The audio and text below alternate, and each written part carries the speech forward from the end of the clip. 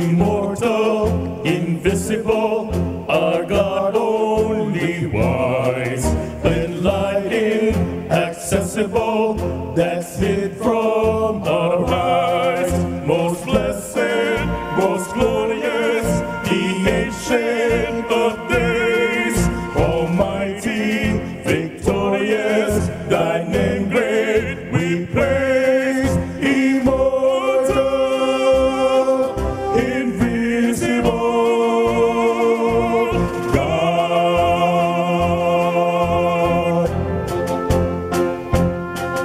Unresting, unhasting, and silent as light, nor wanting, nor wasting, the rulers in might. Thy justice like mountains, high soaring above, thy clouds which are fountains of goodness and love.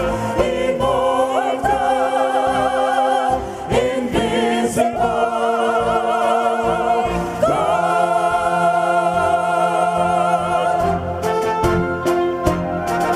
To all life thou givest, to both great and small. Both great and small. Life thou givest, the children Life of all, we blossom and flourish as leaves on the tree, and wither and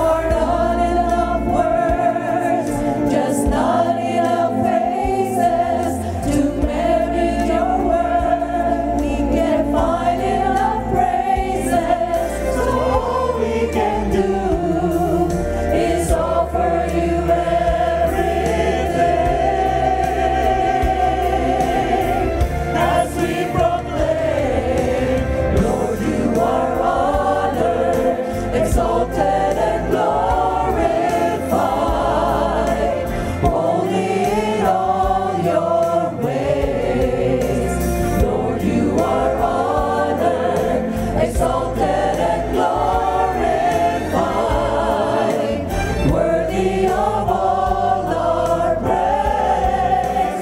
Let every voice and every nation lift up your name on high.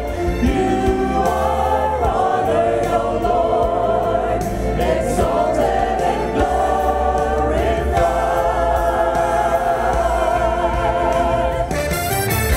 Honored by your love, we're amazed. Exalted, your banner we raise. Glorified, now and always we will say,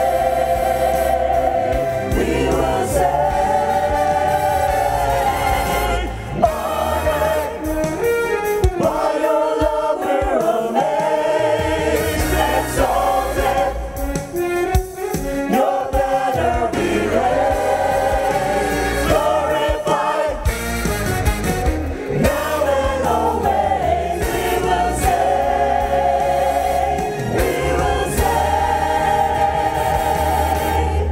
Lord, you are honored, exalted and glorified.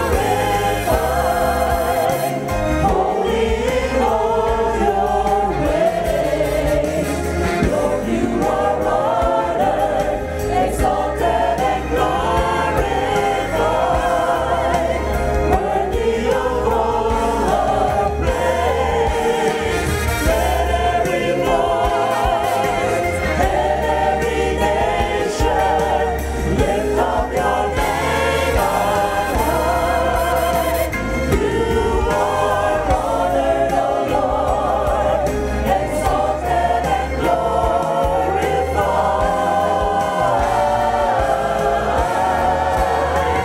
You are honored, O Lord, exalted and glorified.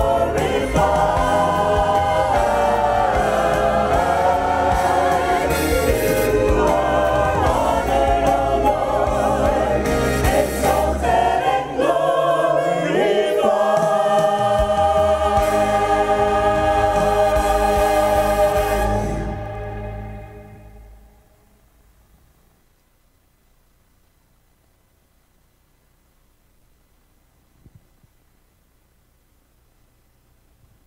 Ang Panginoon ay aking pastol, hindi ako nangangailangan.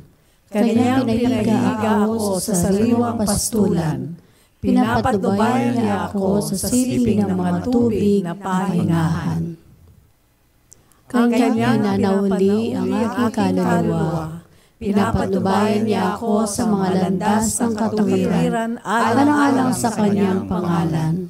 Oo, bagaman ako'y lumalakad sa libis ng lilim ng kamatayan, wala akong katatakutang kasamaan, sapagkat ikaw ay sumasakin. Ang iyong pamalo at ang iyong tungkod ay nagsisialiw sa akin. Iyong pinaghahandaan ako ng dulang sa harap ko, sa harapan ng aking mga kaaway. Iyong pinahira ng aking ulo ng langis. Ang aking saro ay naapawan. Tunay na ang kabutihan at kaawaan ay susunod sa akin sa lahat ng mga kaarawan ng aking buhay. At ako'y tatahan sa bahay ng Panginoon magpakailanman.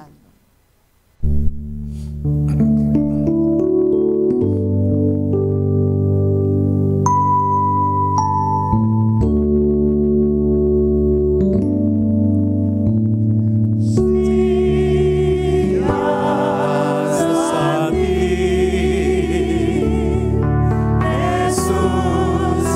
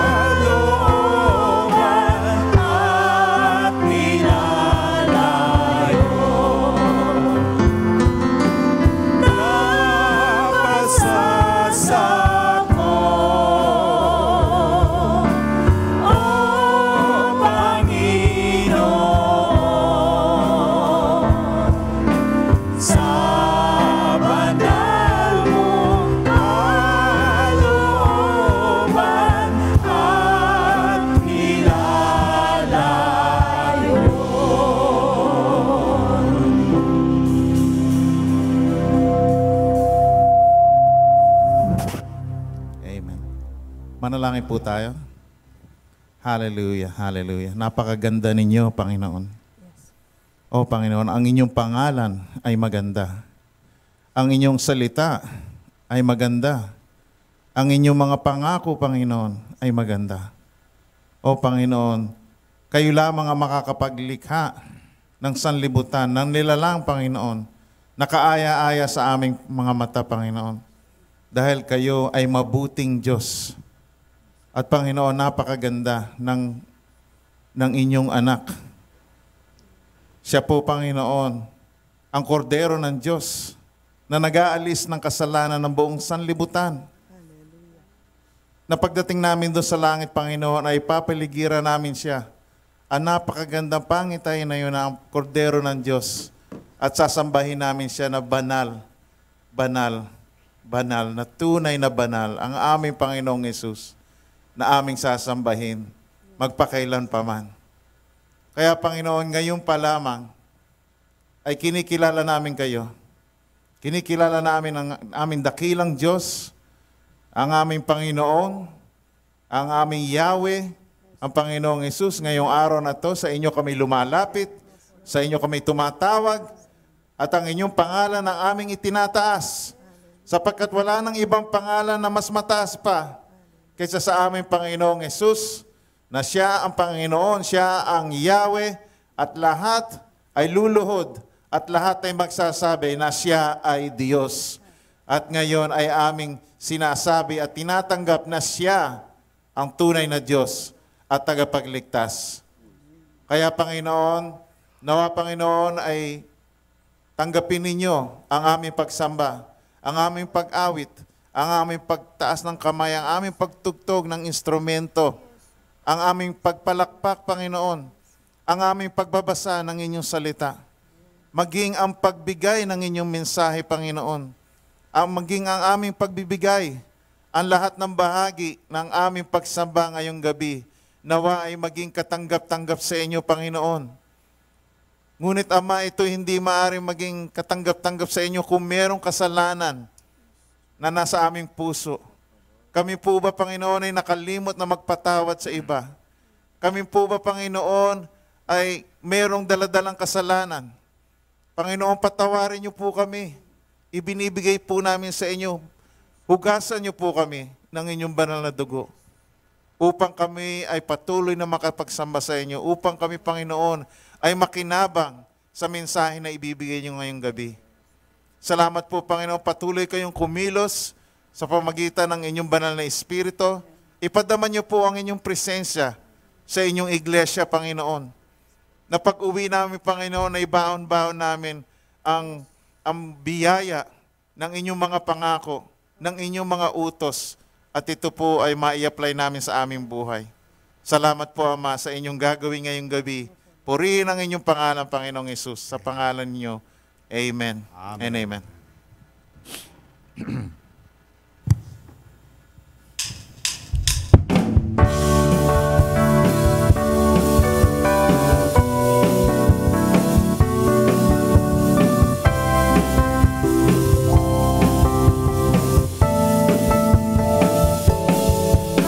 Itaas ang iyong pangalan sa loob ng iyong bayan.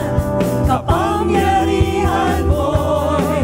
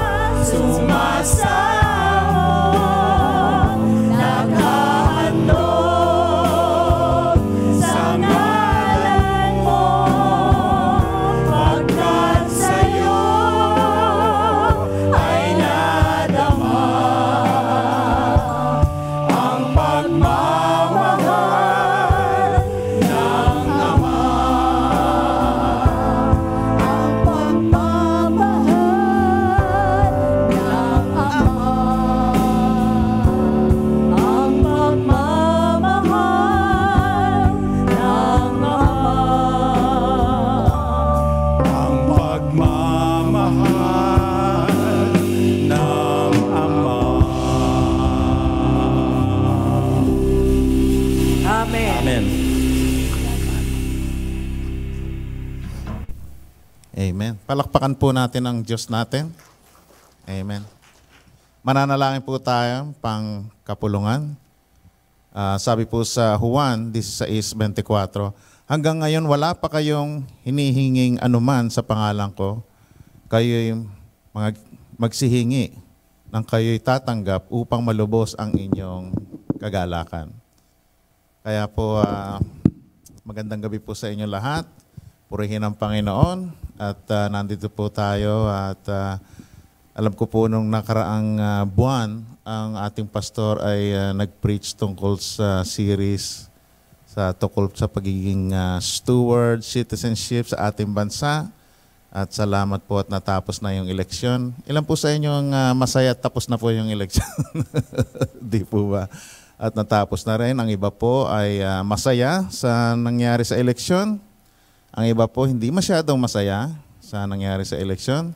Pero nakakatiyak po tayo na sinagot ng Diyos ang ating panalangin. Sumagot po siya, kaya dapat po tayo ay magtiwala sa ating Diyos at siya po ay mabuti sa ating bansa. Patuloy po nating ipanalangin ang ating bansa.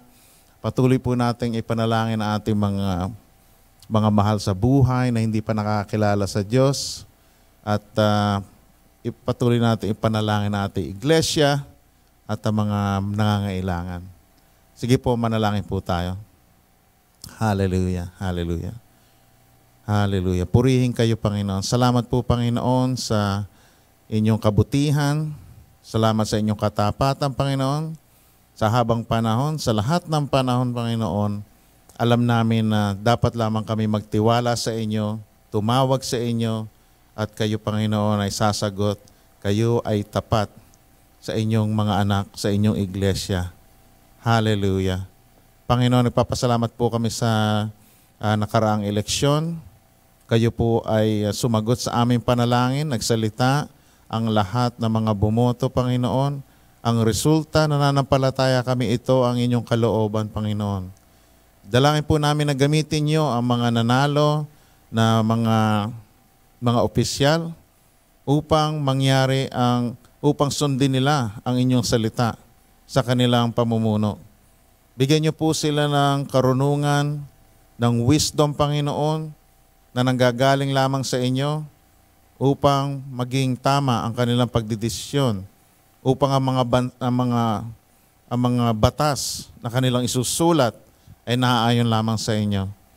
At dalangin po namin na patuloy niyo silang gamitin upang ang ebanghelyo ay magkaroon ng patuloy na kalayaan sa aming bansa, na hindi nila mapigil ang aming pagsamba, ang aming pagtitipon-tipon, Panginoon, ng iba't ibang relihiyon, lalo na ang inyong iglesia, Panginoon. Kaya salamat po sa mga taong ito. At patuloy niyo pong ugatin, Panginoon, hugutin ang mga corrupt na mga opisyal sa aming bayan, Panginoon. Mula po sa federal hanggang sa mga local, Panginoon.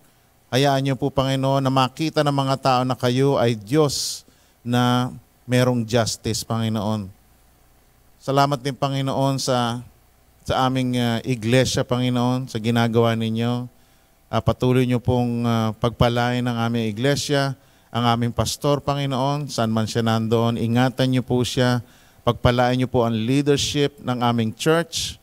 At dalangin po namin, Panginoon, na patuloy niyo po silang bigyan ng anointing, kalakasan, proteksyon na nanggagaling lamang sa inyo, Panginoon. Balutin niyo po sila ng inyong banal na Espiritu.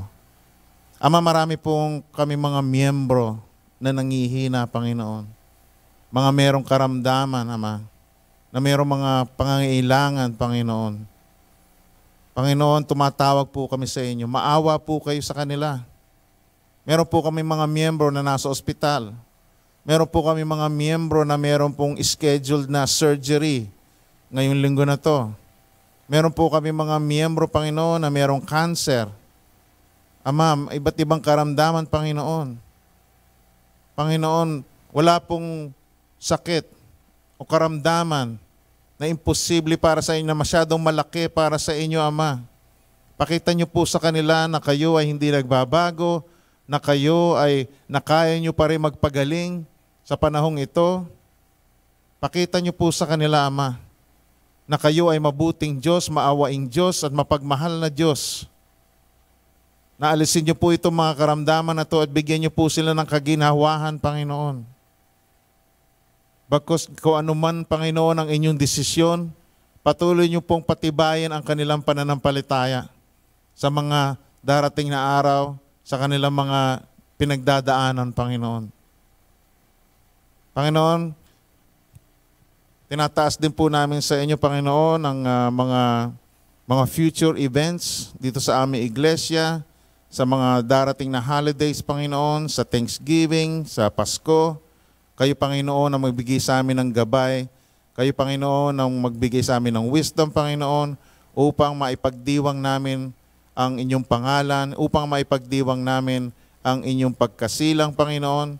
At gamitin niyo po itong mga activities na to upang dumami pa ang mga taong lalapit sa inyo. Na mayroong mga bagong mga bisita, mga taong hindi pa nakakakilala sa inyo, hindi pa nakakarinig ng Ebanghelyo, na sila, Panginoon, sa unang pagkakataon ay lumapit sa inyo at magsisi. Salamat po, Panginoon, sa inyong mga gagawin sa aming iglesia. Salamat po sa kagalingan na binibigay niyo sa amin. At Panginoon, tinataas din po namin sa inyo ang aming mga mahal sa buhay, ang aming mga kaibigan, kapitbahay, mga katrabaho, Panginoon, na hindi pa nakakakilala sa inyo. Panginoon, dalangin po namin na marinig nila ang magandang balita sa iba't ibang paraan. Gamitin niyo po kami, Panginoon, ang bawat miyembro ng iglesia na to, upang kami ang inyong maging bibig sa kanila, na marinig nila ang Ebanghelyo, Panginoon. Dalangin po namin na gamitin niyo ang kanilang konsensya, na kapag narinig nila, Panginoon, ito ay katukin sila ng banal na Espiritu, udyukin, Panginoon, upang magsisi sila at lumapit sa inyo. Iligtas niyo po sila, Panginoon. Kayo lamang ang makakapagligtas. Pero dalangin ko po, Panginoon, na ang inyong iglesia ay maging masunurin, na sila ay mag-share ng inyong magandang balita. Salamat po, Ama, sa inyong gagawin sa aming mga mahal sa buhay. Salamat, Panginoon, sa aming pagsamba ngayong gabi. Sa inyo lahat, Panginoon, ang papuri at pagsamba sa pangalan ni Jesus. Amen.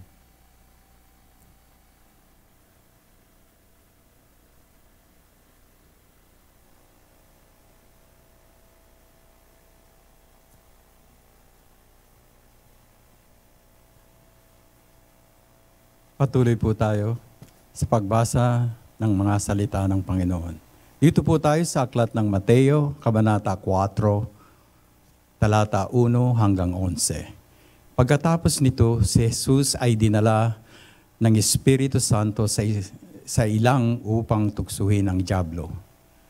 Siya ay 40 araw at 40 gabing nag-uyuno, pagkatapos ay nagutom siya. Dumating ang manunukso at sinabi sa kanya, "Kung ikaw ang anak ng Diyos, ipag-utos mo na ang mga batong ito ay maging tinapay." Ngunit siya ay sumagot, "Nasusulat, hindi sa tinapay lamang mabubuhay ang tao, kundi sa bawat salitang lumalabas sa bibig ng Diyos." Pagkatapos ay dinala siya ng dyablo sa banal na lungsod at inilagay siya sa taluktok ng templo. At sinabi sa kanya, "Kung ikaw ang anak ng Diyos, magpatihulog ka, sapagkat nasusulat, siya ay mag-uutos sa kanyang mga anghel tungkol sa iyo at aalalayan kang kanilang mga kamay. Baka masaktan ang iyong mga paa sa isang bato." Sinabi sa kanya ni Jesus, "Nasusulat din naman, huwag mong tutuksuhin ang Panginoon mong Diyos." Muli, dinala siya ng dyablo sa isang napakataas na bundok at ipinakita sa kanya ang lahat ng mga kaharian sa sanlibutan at ang karangyaan ng mga ito. At sinabi niya sa kanya, "Ang lahat ng mga ito ay bibigay ko sa iyo, kung ikaw ay magpapatira pa at sasamba sa akin." Sumagot sa kanya si Jesus, "Lumayas ka, Satanas, sapagkat nasusulat, sambahin mo ang Panginoon mong Diyos, at siya lamang ang iyong paglingkuran." Pagkatapos nito'y iniwan siya ng dyablo at dumating ang mga anghel at pinaglingkuran siya. Ito po ang mga banal na salita ng Diyos. Salamat po. Manalangin po tayo sandali. O Diyos, na magamitin niyo po ang inyong salita, Panginoon. Gamitin niyo po ang inyong lingkod. Ama, nakakatakot po na tumayo dito. Pero sa inyo lamang po kami umaasa, Ama. Gamitin niyo po ang inyong lingkod sa pangalan ni Jesus. Amen. Amen. Makakaupo po tayong lahat. Kayo lamang po. Ang title po ng ating mensahe ngayong gabi ay Mapagtagumpayan ang Tukso. Mapagtagumpayan ang tukso. At binasa po ng ating kapatid, Brother Romy, yung ating text sa Matthew chapter 4. Magandang gabi po sa inyong lahat muli. At malaking karangalan po at malaking opportunity po na makapagsalita sa inyong gabi ngayon. Noong pong tinapik ako ni Pastor last week para magsalita, ay sabi ko sa kanya, "Nako, salamat po, Pastor, at ako ay pinagkatiwalaan niyo muli at nawa ay hindi ko kayo mabigo. At patuloy niyo po akong tawagan o tapikin anytime na kailangan niyo po mayroong magsalita." At malaking karangalan po na nandito. Kaya magandang gabi po muli sa inyo. Purihin ang Panginoon. Ito po sa ating binasa ay tinukso po ang Panginoong Hesus ng Diablo sa tatlong area ng mundo, ng kamunduhan. Meron pong tatlong tukso na binigay sa ating Panginoong Hesus. Pero naaalala ko po itong tatlong bahagi na to sa aklat po ng ikalawang Juan o 1 John yata, 1 John chapter 2 verse 15 and 16.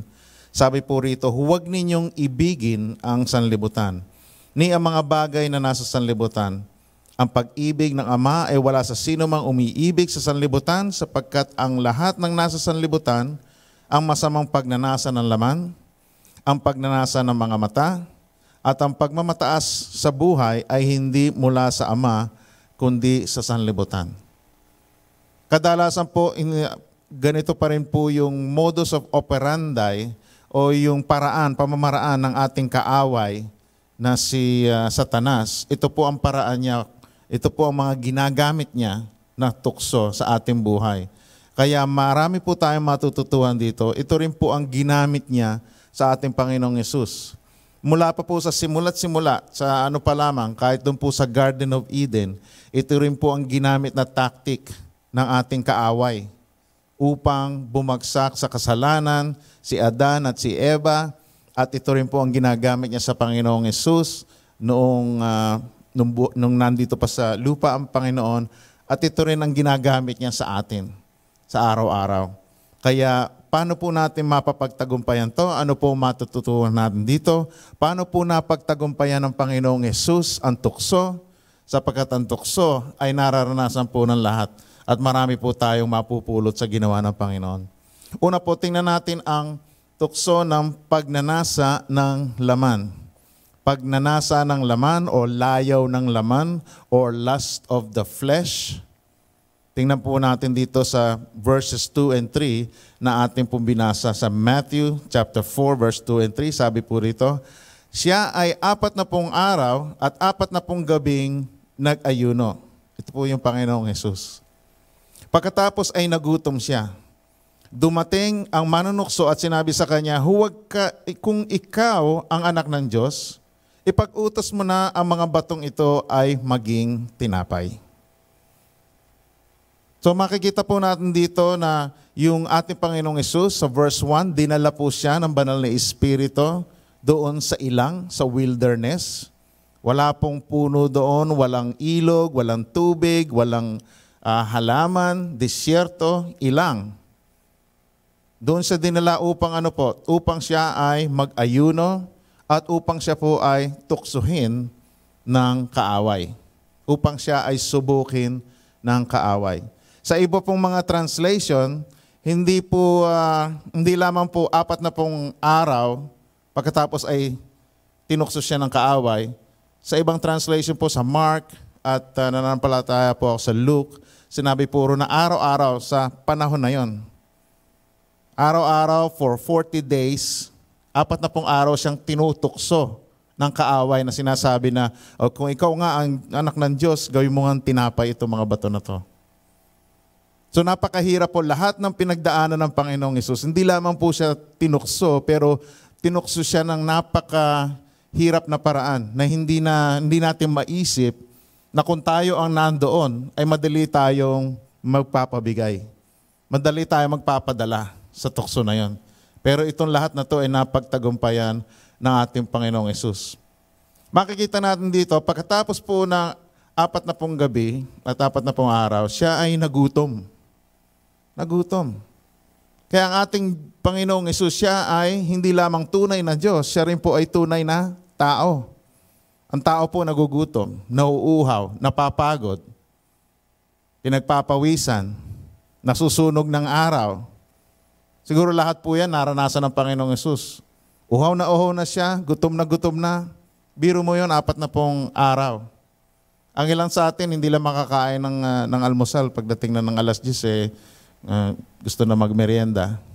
Yung mga Pinoy, in between ng pananghalian at hapunan, meron pang merienda. Tapos pagdating pa po ng hapon, meron pa ng gabi, meron pang midnight snack. Lalo na po dito sa Amerika. Ayan, kaya nangyayari po high blood, katulad ko. Ayan. Ito po sabi po rito, ay dumating ang manunukso at sinabi sa kanya, kung ikaw, parang sinasabi rin niya, hindi lamang kung ikaw, or dahil ikaw ay anak ng Diyos, kayang-kaya mong gawin itong tinapay, itong mga bato. Hindi mo kailangan magpunta sa Walmart, hindi mo kailangan magpunta sa bukid.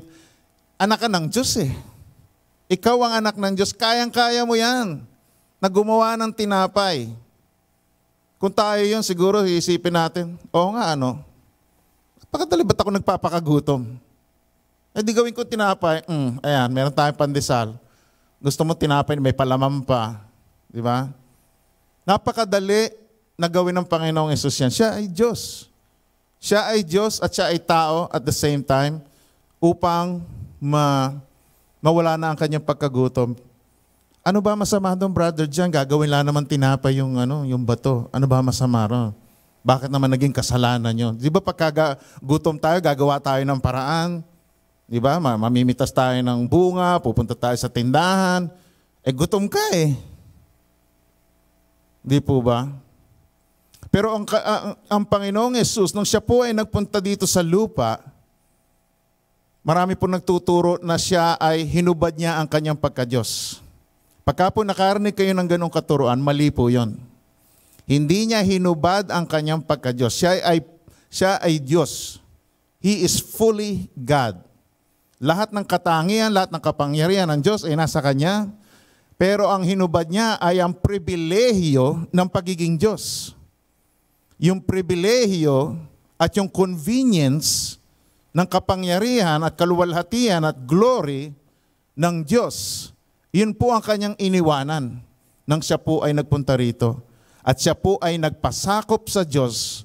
Siya po ay nagpakumbaba at nagpasakop sa Diyos. At kung ano lamang ang kalooban ng Diyos, yun lang ang gagawin niya. At sa oras na yun, hindi kalooban ng Diyos na gawin niyang tinapay ang bato. Kaya kung kanyang gagawin tinapay yung mga bato, siya po ay lulubag sa kalooban ng Diyos. Siya po ay mandadaya sa kanyang fasting, sa kanyang ayuno, at siya po ay magkakasala. Kaya paano po nilampasan ng Panginoon ang unang tukso? Sabi po rito sa verse 4, Matthew 4:4. Ngunit siya'y sumagot, nasusulat. Hindi sa tinapay lamang nabubuhay ang tao, kundi sa bawat salita na lumalabas sa bibig ng Diyos. Sabi po niya ron, nasusulat. Ano po ba yung ginagawa ng Panginoong Hesus bago siya tinukso? Siya nag-aayuno. Habang nag-aayuno ka, ano ginagawa mo? Nananalangin. Ano pa? Nagka-quiet time. Lagi kang nasa salita ng Diyos, lagi kang nananalangin, lagi kang may komunikasyon sa Diyos. Kaya spiritually, malakas ka. Spiritually, busog ka. Maaring gutom ka physically, pero mas nararamdaman mo yung overwhelming ng kabusugan ng spiritual.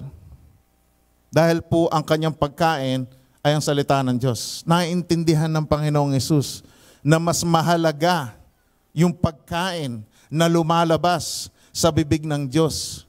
Hindi lamang tayo nabubuhay sa physical na tinapay, kundi sa spiritual na pagkain ng Diyos na nanggagaling sa Diyos. Siya ay hinanda ng Panginoon. Yung pong kanyang sagot, nung sinabi niyang nasusulat, nagko-quote siya ng memory verse mula sa Old Testament. Nanggaling po ito sa Deuteronomy chapter 8, verse 2 and 3. Deuteronomy 8, verse 2 and 3. At yung pong context ng verse na to, ang mga Israelita ay dinala ng Panginoon saan po? Sa ilang. Dinala ng Diyos ang mga Israelita sa ilang nung panahon ni Moises upang sila ay subukin. Katulad po ng Panginoong Hesus, dinala siya sa ilang upang siya ay subukin. Ang mga Israelita, dinala rin ng Panginoon sa ilang upang subukin, upang sila ay gutumin, upang sila ay tumawag sa Diyos. Ito po ang sinasabi rito. At inyong alalahanin ang lahat ng mga paraan ng patnubay sa iyo ng Panginoon mong Diyos nitong 40 taon sa ilang upang kanyang pagpakumbabain ka at subukin ka upang malaman kung ano ang nasa iyong puso, kung iyong tutuparin ang kanyang mga utos o hindi. Sinusubukan po sila, it's a trial, pagsubok. Ikaw ay pinagpakumbaba niya nang ginutom kanya at pinakain kanya ng mana na hindi mo kilala at hindi nakikilala ng inyong mga ninuno upang kanya maipaunawa sa inyo na hindi lamang sa tinapay na bubuhay ang tao kundi sa bawat salitang lumalabas sa bibig ng Panginoon. Alam niyo po kung minsan dadalhin po tayo ng Panginoon sa isang lugar na parang tayo po ay nasa ilang. Para po tayo nasa wilderness. Sa malayong lugar na parang malayo tayo sa Kanya. Pero sinusubok lamang po tayo ng Panginoon kung magtitiwala tayo sa Kanya. Kung tatawag tayo sa Kanya. Kung tayo po ay lalapit sa Kanya. Kung minsan po dinadala po tayo ng Panginoon sa isang ilang upang tayo ay manumbalik sa Kanya. Kayo po ba ay nasa ilang ngayon? Anong klaseng ilang kayo nandoon ngayon sa inyong buhay? Nawalan po ba kayo ng trabaho? Meron po ba kayong karamdaman? Meron po ba kayong pangangailangan? Tumawag po tayo sa ating Panginoon. Magtiwala po tayo sa Kanya. At huwag po tayong magpadala sa layaw ng laman. Yung po mga layaw ng laman, yan po yung mga basic needs ng ating katawan. Yan po yung pagkain. O kung minsan po kadalasan, yung layaw ng laman na binabanggit sa Biblia ay yung po mga sexual urges natin. Yung po mga tukso na yan. Tulad po ng pornography, sexual immorality, yung mga ganyan po, napaka mapanganib po yan. At mahirap pong labanan, hindi natin po dapat nilalabanan.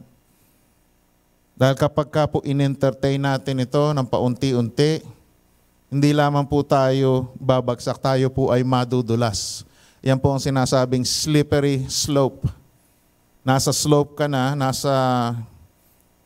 palihis at napakadulas pa nito. Pagka ikaw ay nadulas, mahirap makatayo, mahirap makabalik. Yung pong, marami po ako mga kilala personally na nadulas sa kasalanan ng sexual immorality, sa tukso na to. Marami po mga pastor na kilala na nadulas sa ganyang mga kasalanan. Kaya nga po parang medyo nahirapan din ako dito sa paghanda nitong mensahe na to. Kasi yung isa pong hinahangaan ko na pastor, kaya po mahirap pong hangaan ng tao eh. Minsan maaaring biguin ka nila eh. Yung isa pong hinahangaan ko na pastor na gusto ko yung kanyang mensahe, yung kanyang style. So, kilala niyo po siguro si Dr. Stephen Lawson. Siya po ay pastor ng Trinity Bible Church sa California. Siya po'y author ng maraming mga libro. Siya po'y mayroong mga radio program. At lagi ko po siyang sinusundan. Maganda po yung kanyang pagtuturo ng salita. Meron siyang men's Bible study. Tapos, nung mga nakaraang buwan, siya po ay nagbumaba sa kanyang pwesto, sa kanyang church. At nabalitaan na siya ay merong relasyon sa ibang babae. At siya ay na-disqualified sa pagiging pastor at malaking kahihiyan para sa church nila at para sa ating mga mananampalataya. Kaya iniisip ko, bakit nagkaganon, Panginoon? Si Dr. Steven Lawson na talagang napakaganda ng kanyang katuruan, pero meron pala siyang ganong buhay na tinatago. Ang isang taong katulad niya ay bumagsak at nadulas sa layaw ng laman. Paano nangyari yon? Kaya ipinalangin ko na lang siya na siya ay makapanumbalik sa Panginoon. Hindi ko alam kung magiging pastor pa siya. Hindi ko alam kung makakapanumbalik siya sa paglilingkod. Pero dalangin ko na magkaroon ng healing ang kanyang pamilya. Kaya bantayan po natin ang ating sarili sa tukso ng layo ng laman. Huwag po nating sabihin na tayo ay napakataas na ng ating pananampalataya, na napakatibay natin, napakalakas natin. Magbantay po tayo. Ang sabi po ni Pablo kay Timoteo sa 2 Timothy chapter 2 verse 22, ngunit layuan mo ang mga masasamang pagnanasa ng kabataan. Layuan mo. Sa iba pong translation sa English po, flee from the sins of your youth. Meron po mga kasalanan, meron mga tukso na pwede mong labanan. You can wrestle, with pwede mo sabihin, we wrestle not against flesh and blood, pero pagdating po sa layaw ng laman, wag na po kayo makipag-wrestling, wag na po kayo makipaglaban. Just flee. Layuan mo na, takbuhan mo. Dahil pinapangako ko sa inyo, malaki ang pagkakataon na matalo kayo. Na malaglag kayo. Huwag niyong isipin na malakas kayo. Layuan ninyo ang kasalanan na to. Huwag nating entertainin. Ang pangalawa pong gusto kong pag-usapan ay ang pagmamataas ng buhay, lust of the flesh. Ito po ang pride of life na tinatawag po doon sa ating binasa sa 1 John chapter 2. Ito po yung kasikatan, karunungan. Yung lagi pong tumataas yung ating status sa ating karunungan, pag-aari, kayabangan, the American dream of success. Alam niyo po, nung lumipat kami ni Mayat dito sa Jacksonville, nung ko lang po narinig yung salitang mata pobre. Dito ko lang po narinig yun. Napakamata pobre mo naman. Narinig ko po yung biglang lumawak ang aking bokabularyo. Dahil marami po rito na kuminsan po nagpapaligsahan. O meron siyang 3-bedroom na bahay, bibili ko ng 4-bedroom na bahay. O meron siyang 4-bedroom na bahay, bibili ko ng 5-bedroom na bahay.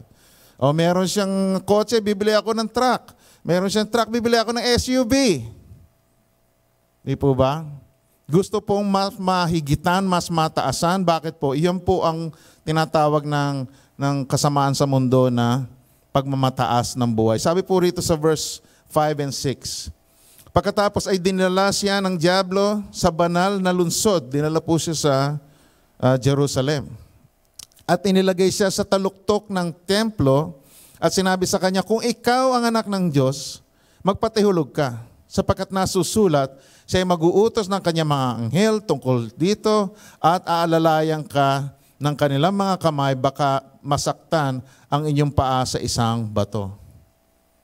Sabi niya, kita mo, nandito tayo sa templo, maraming tao na nakakakita, kaya pwede kang tumalon. Marami namang anghel na sasalo sa'yo. Kita mo, nag-quote pa ako ng verse kahit pala yung diablo ay kabisado niya ang Psalm 91 at nakapag-quote siya ng verse. Kita mo ha? Pero ito po pinipilipit lamang niya yung katotohanan at mali po ang kanyang interpretasyon ng Biblia. Pero tinutokso niya ang Panginoon at tumalon, at pagka siya ay sinalo ng mga anghel, makikita ng publiko na siya nga ay anak ng Diyos at ikaw ay sisikat. Yan po ang pagmamataas ng buhay. Kita mo, magiging sikat ka. I'm gonna make you famous, Jesus. Magiging viral ka. Pagka nakuha na ng mga cellphone yan at napadala sa mga instant message, sa multimedia, magiging sikat ka. Pero anong sinabi po ng Panginoon sa kanya? At sabi po sa verse 7, at sinabi sa kanya ni Jesus, nasusulat din naman, huwag mong tutuksuhin ang Panginoon mong Diyos. Bakit nasabi po ng Panginoon na huwag mong tutuksuhin ang Panginoon mong Diyos? Pinapatalong ka lang naman eh. Pinapatalong ka lang naman doon sa templo eh. Ayaw mo niya, sisikat ka. Ayaw mo niya makikita ng mga tao na sinalo ka ng mga anghel. Kaya sabi talagang tinutulak siya ng diablo, sige na, talong ka na. Liligtas ka ng Diyos Ama. Pababayaan ka ba niya? Di ba sabi nga, hindi ka pababayaan, magpapadala ng mga anghel? Sige na, kaya-kaya mo yan. Di ba? Nandun po yung tukso na siya ay sumikat, siya ay makapagmataas. Pero ang tunay pong tinutukso rito ng diablo ay ang Diyos. Kung gawin ko ito, kung tumalong kaya ako, sasaluhin kaya ako ng Diyos? Palagay ko, sasaluhin niya ako. Parang tinutukso mo yung Diyos, nasaluhin ka. Tinutokso mo yung Diyos na gawin niya yung sinabi niya sa kanyang salita na mali naman yung interpretasyon mo. Alam niyo po, meron pong mga church dito sa Amerika, narinig niyo na po siguro, sa Appalachian places, sa Virginia, sa Kentucky, sa mga ganong lugar, sa mga bundukin pong mga lugar. Yung po mga church ay mga snake handlers. Narinig niyo na po ba yan? Sa kanilang worship service, meron po sila mga hawak-hawak na mga ahas. Sumasayaw sila, alive, alive, alive forevermore. Pero meron po sila mga rattlesnake, mga venomous snake, na kapag kayo ay nakagat ng mga ahas na to, kayo po ay kailangan magpunta sa emergency room o maaari kayong mamatay. Bakit po nila ginagawa yun? Anong klaseng iglesia yon? Marami pong gumagawa nito. Kung i-research nyo po, kung mag-google kayo, makikita nyo, meron pong mga church na ganon. Para po sila mga baliw. Bakit po? Kasi po kung titingnan nyo po sa Mark 16, chapter 16, pinangako puro na kung kayo ay makagat ng ahas, o kung kayo ay makainom ng lason, hindi po kayo mamamatay. Kaya sabi lang, edi gawin natin yun. Di ba? Yun ang ibig sabihin nun. Kailangan hawakan natin sila at magsasayaw tayo, lagay natin sa leeg natin, hindi tayo mamamatay. Meron pong isang pastor, kailan lamang po, namatay si Pastor Matt Wolford ng West Virginia, nakagat po siya ng ahas at siya po ay namatay. Bakit po? Mali po yung kanilang interpretasyon ng salita ng Diyos. At una po sa lahat, tinutokso nila ang Diyos. Siguro kung gagawin ko to, hindi ako mamamatay. Laging inaawat ng Diyos yung mga ahas para wag silang kagatin. Siguro napuno na yung Diyos sa kanila. Sa kanilang maling interpretasyon ng kanyang salita, sa kanilang maling pagsamba. At yung pastor mismo ang pinakagat niya sa ahas. At wala na ngayon. Nakakalungkot po. Huwag po nating subukan ang Diyos. Yan po ang sinagot ng Panginoong Hesus galing din sa Book of Deuteronomy, ang kanyang ginamit na verse. Sabi po rito sa Deuteronomy chapter 6, verse 14 to 6, sapagkat ang Panginoong mong Diyos na nasa gitna mo ay isang mapanigbuhuing Diyos. Baka ang galit ng Panginoon mong Diyos ay mag-alab lamang sa iyo at ikaw ang kanyang lipulin sa ibabaw ng lupa.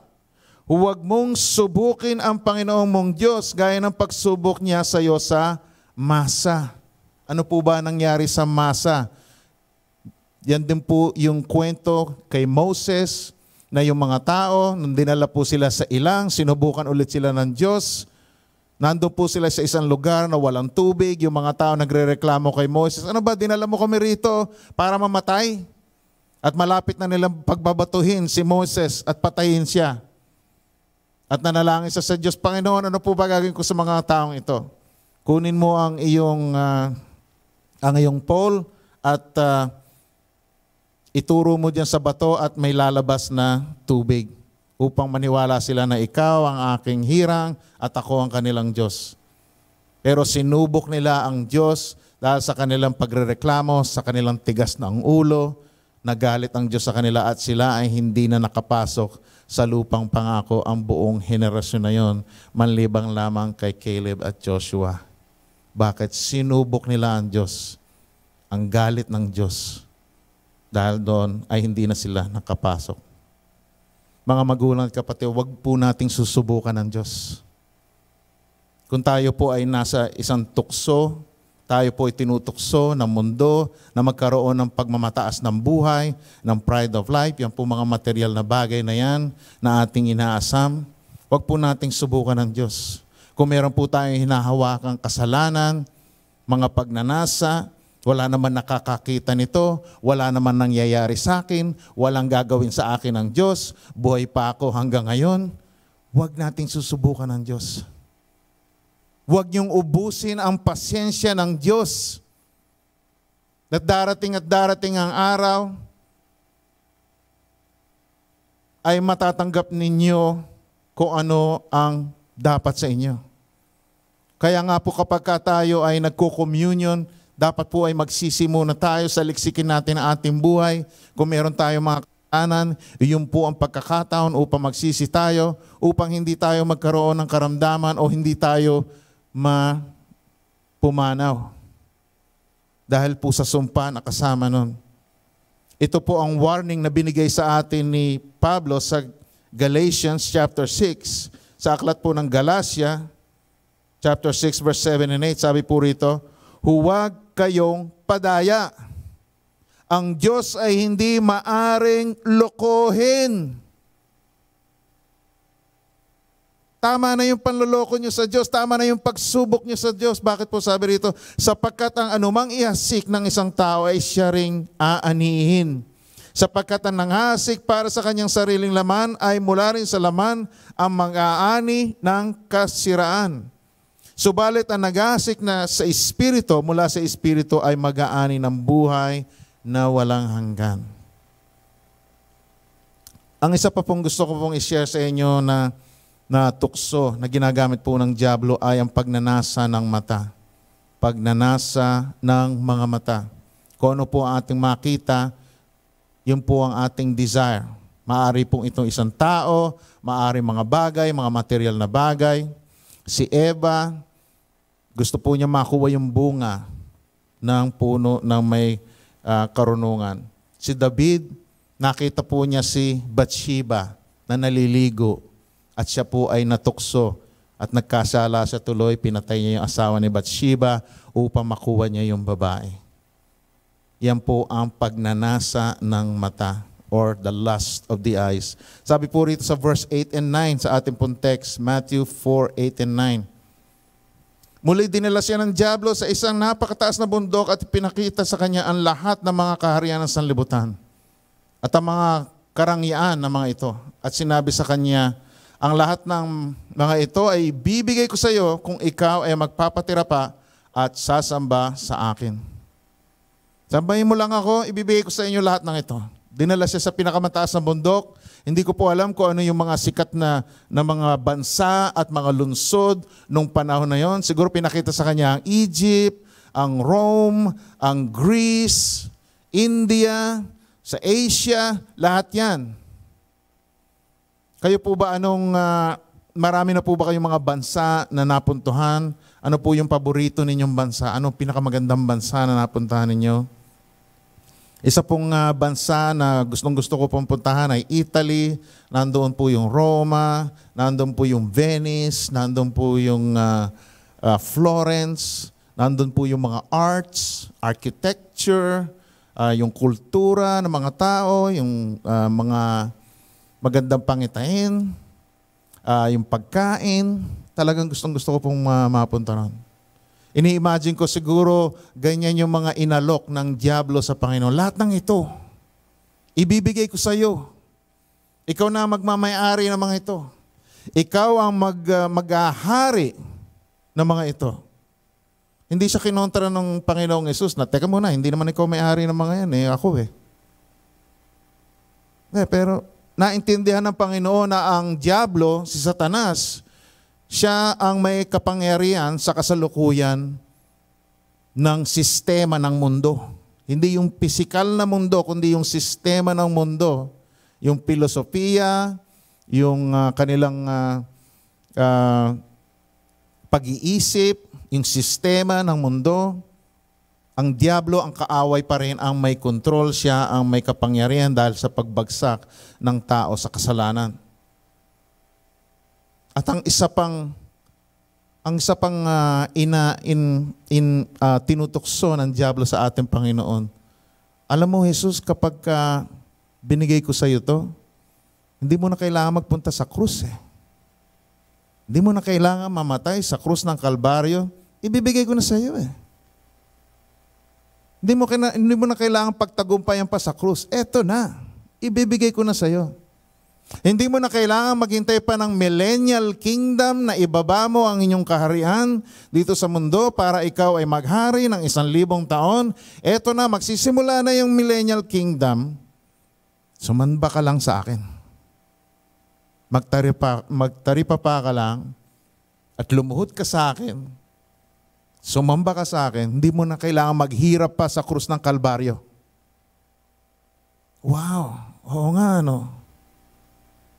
Di ba napakadali na ng buhay sana ng Panginoon? Pero ano po ang sinagot ng Panginoong Yesus? Sumagot sa kanya si Jesus, lumayas ka, Satanas. Sapagkat nasusulat, sambahin mo ang Panginoon mong Diyos at siya lamang ang iyong paglingkuran. Hindi nagpadaig ang ating Panginoong Yesus at inutusan niya ang Diablo na lumayas. Muli, ginamit niya yung salita ng Diyos. Kaya napakahalaga po na alam natin ang salita ng Diyos. Ginamit niya ulit ang salita ng Diyos nang gagaling po sa Deuteronomy chapter 6, verse 13 and 14.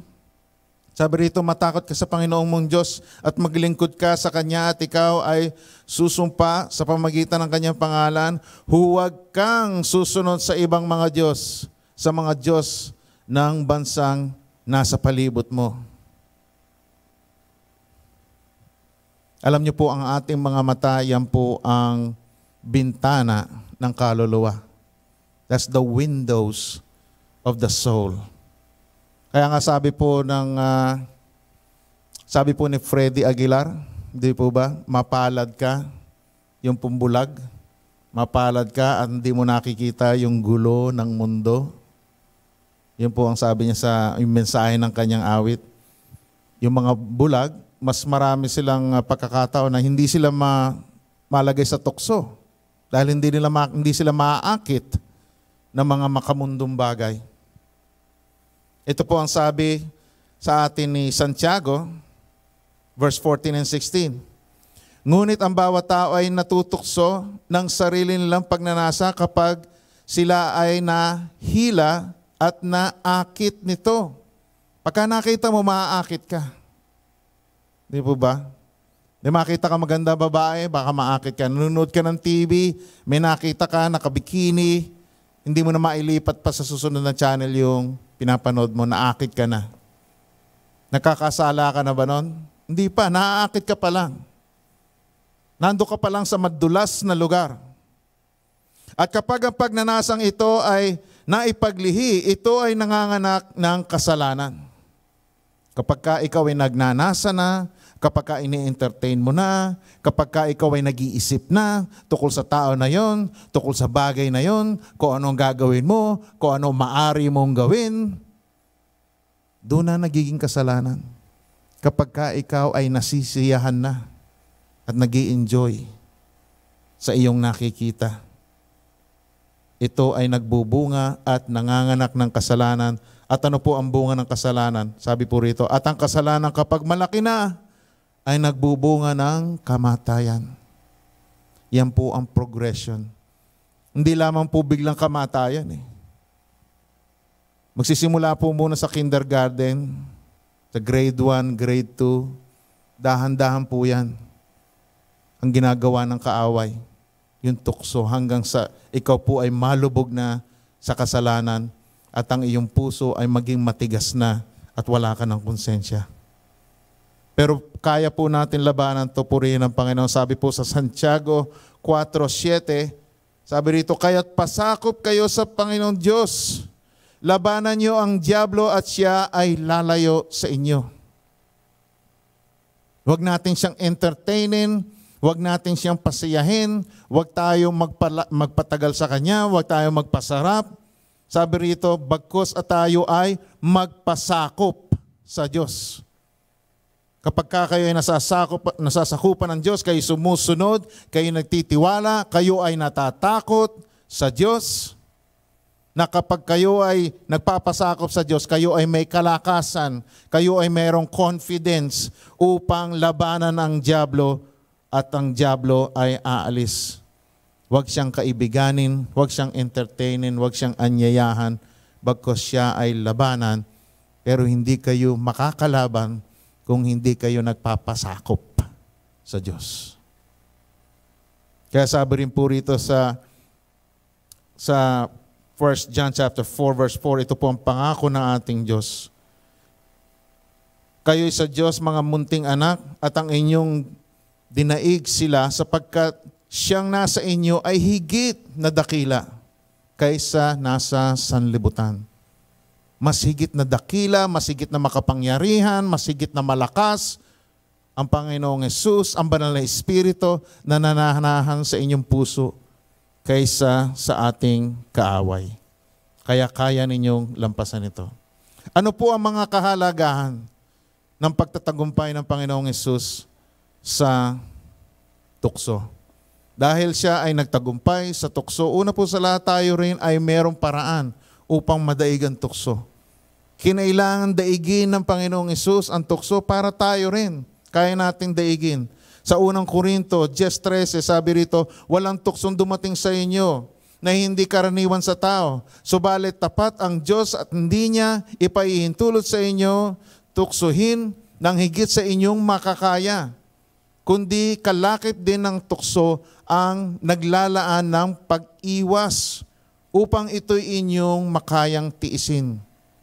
Para po itong written exam, pero binigay na rin, hindi lamang yung mga tanong ang binigay sa inyo, binigay pa yung sagot upang kayo ay makapasa sa exam na to. Ganyan po ang pangako ng Panginoon. Kayong lahat ay makakaranas ng tukso na naranasan ng ibang tao at lahat tayo ay hindi po exempted sa tukso. Na kapag dumating ito, tayo po ay parang, paano na ngayon ako? Kahit po yung ating Panginoong Hesus tinukso. Kahit ang Panginoong Hesus natin hindi exempted sa tukso. Kaya tayo rin po huwag tayong mabigla kung tayo ay matukso at tayo po malalampasan natin ito dahil po sa ginawa ng Panginoong Hesus.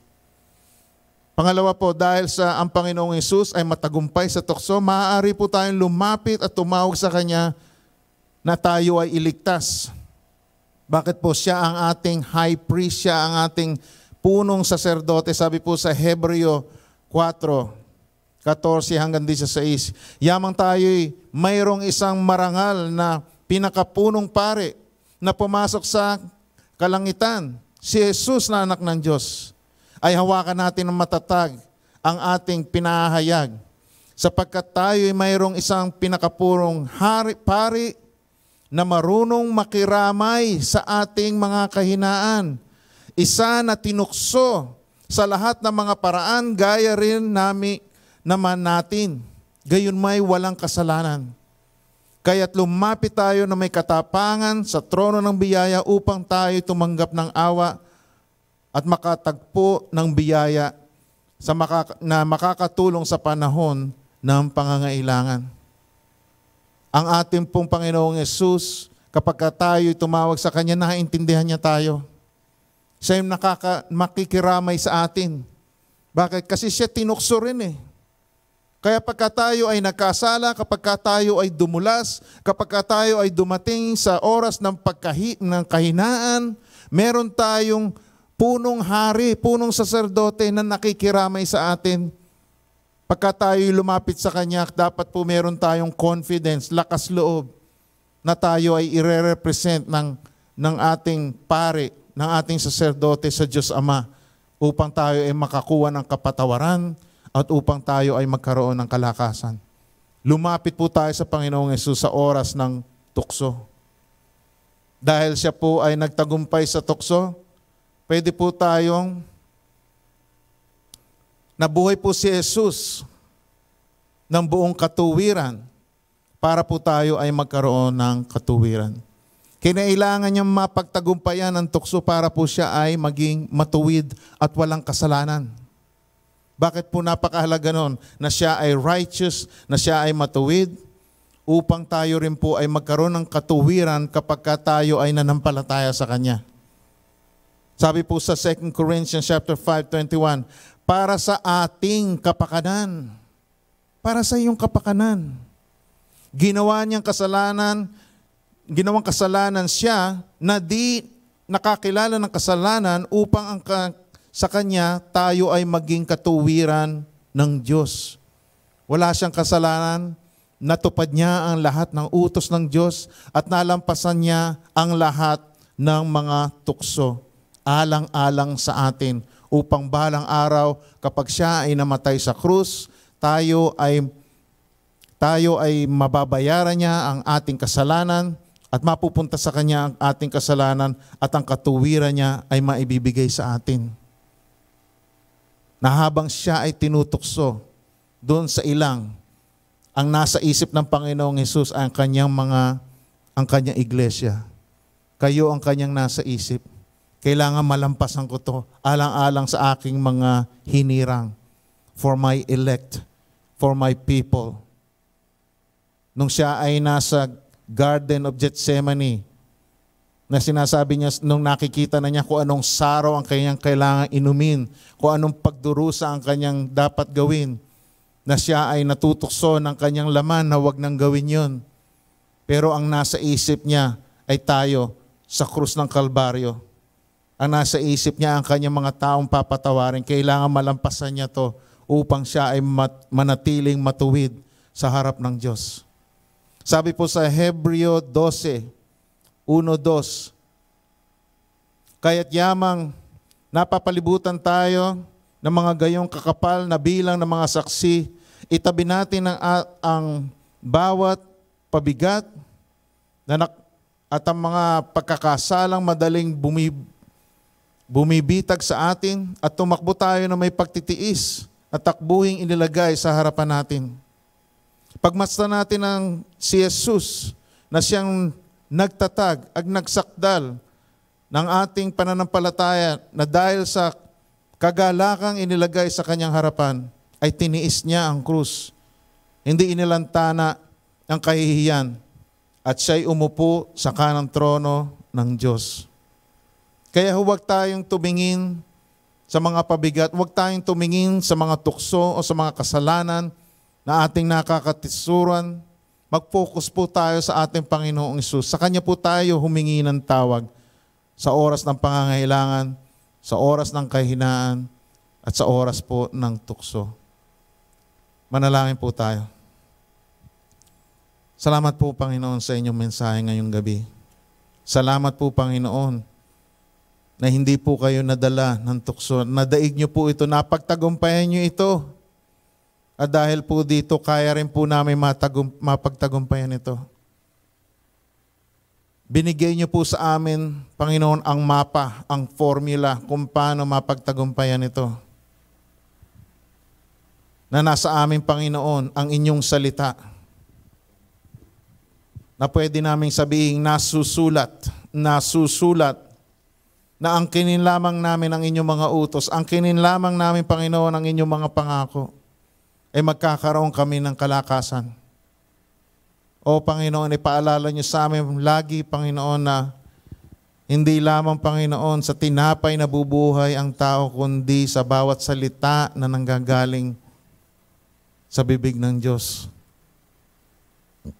Ama, nawa ay hindi namin mabaliwala ang inyong salita, na kami, Panginoon, ay lagi magkaroon ng pagkagutom sa inyong salita, sa pagbabasa ng inyong salita, sa pakikinig ng inyong salita, at mahigit sa lahat sa pag-apply ng inyong salita sa aming buhay, upang pag dumating ang oras ng pagsubok, Panginoon, ay pwede naming sabihin nasusulat. Tulad po ng ginawa ninyo, Panginoon, sa dyablo. Salamat po, Ama, sa pangalan ni Jesus. Amen.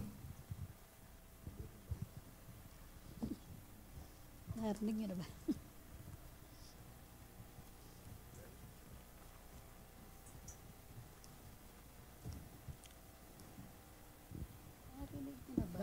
Narinig mo na ba ang mabuting balita? Ang langit ay libre. Hindi kailangan maghirapan o pagsikapan. Efesos 8:9. Sapagkat sa biyaya kayo niligtas sa pamamagitan ng pananampalataya, at ito'y hindi sa inyong sarili. Ito'y kaloob ng Diyos, hindi sa pamamagitan ng mga gawa, upang ang sino man ay huwag magpuri. Ang tao makasalanan, kaya hindi niya kayang iligtas ang sarili. Roma 3:23. Sapagkat ang lahat ay nagkasala nga at hindi nakakaabot sa kaluwalhatian ng Diyos. Roma 6:23. Sapagkat ang kabayaran ng kasalanan ay kamatayan, datapwat ang kaloob na walang bayad ng Diyos ay buhay na walang hanggan kay Kristo Jesus na Panginoon natin. Ang Panginoong Hesukristo, Diyos na nagkatawang tao, ay namatay sa krus at nabuhay na muli upang bayaran ang ating mga kasalanan. Roma 5:8.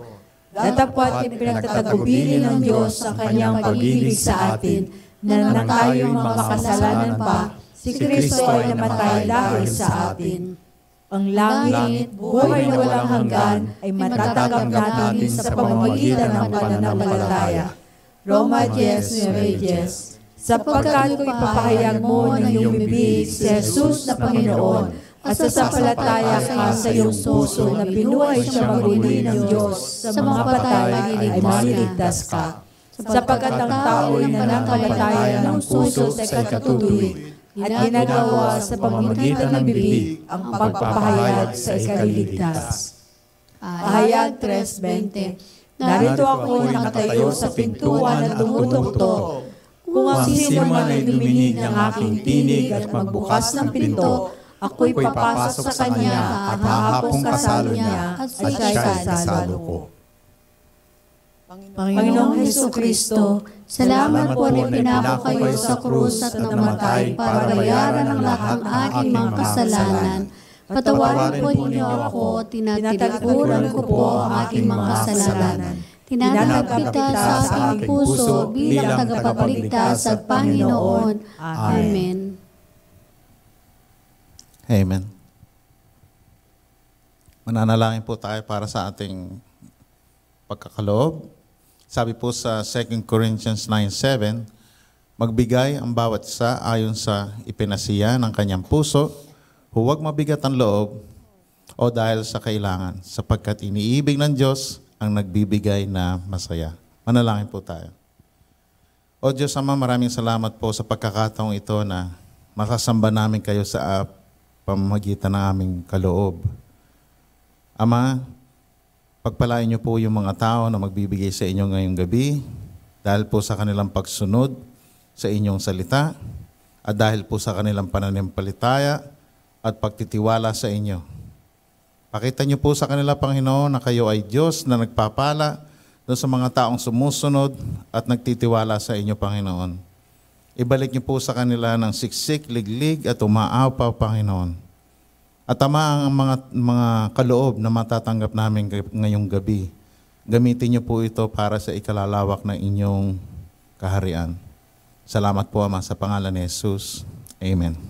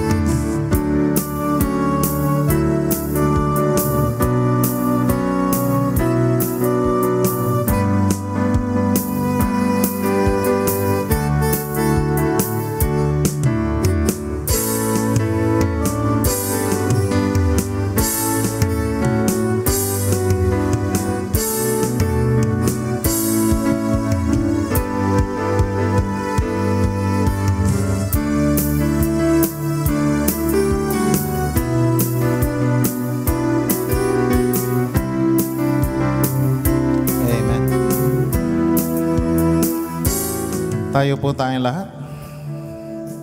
Paalala lamang po dun sa ating Thanksgiving Sunday, meron pong potluck pagkatapos nun. Yung pong mga cell group, sila po ay naka-assign na sa mga iba't ibang pagkain na dadalhin. Kaya purihin po ang Panginoon sa mga cell group natin. At kung kayo po ay walang cell group, maaari pa rin kayo mag-contribute. Doon po sa ating sa likod, meron pong sign-up folder doon. para pwede po kayo magbigay ng halaga. Hindi ko po alam, $20 po yata per family. Nandun po yung pwede nyong ibigay kung gusto nyo pong mag-participate sa potluck. Magbigay lang kayo ng contribution.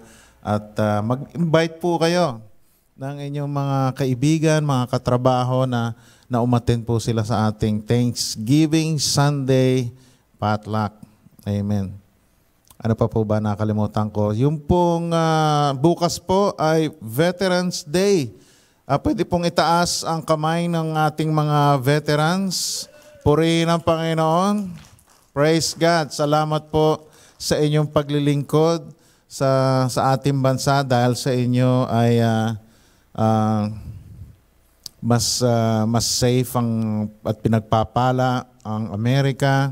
Malaking karangalan po na nakatira tayo sa isang bansa na pinaparangalan ang mga veterans. Kaya pagka po kayo ay minakasalubong na veteran, batiin niyo po sila ng Happy Veterans Day at sila po ay bigyan niyo ng kung gusto niyo bigyan ng pera, di pwede rin po.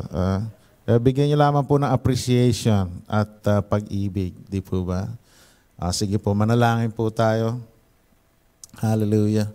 Purihin kayo, Panginoon. Napakabuti ninyo.